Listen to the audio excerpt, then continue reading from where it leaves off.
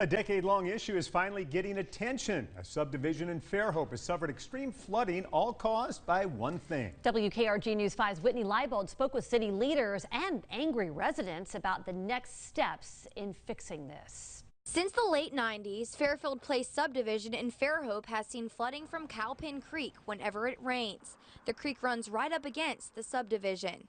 And we had the water come halfway up to our house. I mean, it was really close.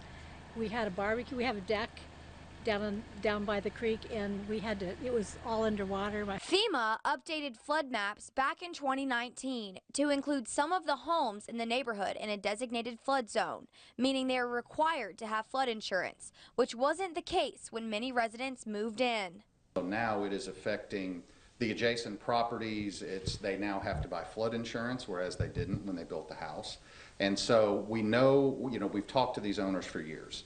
It's a 20+ year issue. And there are 20 to 30 houses in the designated flood zone that have been affected every time there's rainfall. These pictures are some examples of what these homeowners experience.